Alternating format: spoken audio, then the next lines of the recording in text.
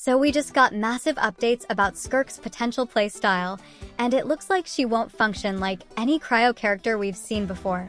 With version 5.5 introducing 2 brand new artifact sets, one of them stands out as a strong hint toward how SKIRK'S mechanics might work. The way the set is structured suggests a unique combat flow, something that could completely change the way we think about Cryo DPS characters. But here's the interesting part. SKIRK is heavily rumored to be coming in version 5.7, so why is this artifact set releasing in 5.5? There's actually a very logical reason behind this, and it makes perfect sense when you think about it. Let's break everything down. The first artifact set, Finale of the Deep Galleries, starts off simple enough with a straightforward 2-piece bonus that boosts cryo damage. But the real game changer is the 4-piece effect, which introduces a completely new dynamic. Instead of just giving a flat damage boost, it creates a cycle between normal attacks and elemental bursts. When the character has no energy, their normal attack damage increases significantly, but once they start attacking, their elemental burst damage boost is temporarily locked out. On the other hand, after using an elemental burst, the normal attack buff disappears for a short period. If this set is truly designed for SKIRK, it strongly indicates that she might have a dual-phase combat style. She could spend bursts of time unleashing devastating normal attacks before transitioning into a state where her burst is the key source of damage. This would make her gameplay feel much more rhythmic, requiring players to manage their attacks carefully instead of just spamming abilities. If SKIRK is expected to release in version 5.7, why is this artifact set coming in 5.5? We've seen Hoyoverse introduce artifact sets slightly ahead of a character's debut before. For example, Clarendis' best set was released in version 4.6, while she herself arrived in 4.7. You could argue that this is also Arlecchino's best set, and that's why it was released in 4.6, but still, it doesn't seem like any new Cryo main DPS will come before SKIRK. So it is very likely that this set was made for her. This strategy gives players time to farm the set in advance, ensuring that when the character finally arrives, they can use their optimal build immediately. It also helps balance the artifact pool by introducing sets gradually instead of dropping too many at once. But the other possibility, that this set might also be viable for another upcoming Cryo character before SKIRK, is still there. Maybe I'm just overlooking something. Let me know in the comments. While SKIRK seems like the primary candidate for this artifact set, Hoyoverse might be testing its mechanics with an earlier Cryo unit, which would also make the set feel immediately relevant rather than just sitting unused until 5.7. This wouldn't be the first time they've done something like this, so it's definitely a strong possibility.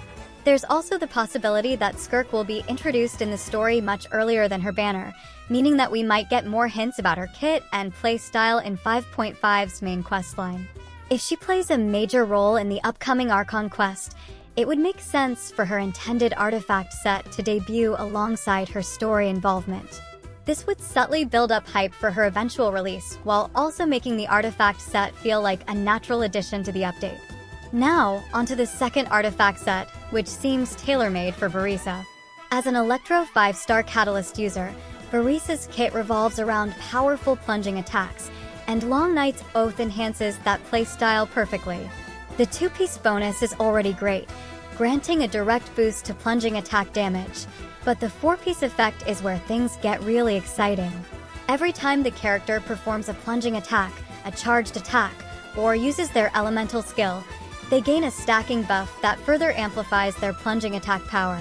These buffs keep stacking up, meaning that the longer Varesa stays on the field, the more devastating her damage output becomes. What makes this set so effective for her is how well it synergizes with her kit. Varesa has multiple ways to extend her airtime and reset her plunging attack opportunities, allowing her to take full advantage of these stacking buffs. This setup makes her a serious contender for one of the hardest-hitting plunging attack characters in the game, possibly even rivaling or surpassing Xiao in certain team comps. The introduction of this artifact set alongside Varesa's release is a strong indicator that this will be her best-in-slot option. If you plan on pulling for her, you'll definitely want to start farming this set as soon as possible to maximize her damage potential. These two artifact sets not only give us insights into SKIRK and Varesa's ideal builds, but also hint at how Hoyoverse is pushing for new playstyles and upcoming updates. Rather than sticking to conventional damage cycles, these sets reward players who can effectively switch between different attack modes or maintain specific combat rhythms. But that's not the only major thing coming in version 5.5. We're also getting a major map expansion, and this one looks like it's going to change how we explore the game. Recent leaks have revealed that a new volcanic area is being added to the existing world, bringing some really unique mechanics and environmental changes that we haven't seen before. At the center of this expansion is a massive active volcano, which isn't just there for visual effect.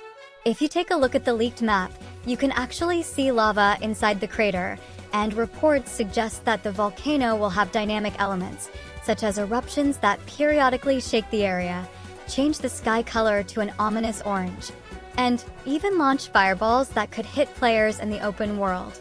This makes it one of the most interactive environments we've had in a long time, possibly even adding new hazards that players will have to navigate around while exploring.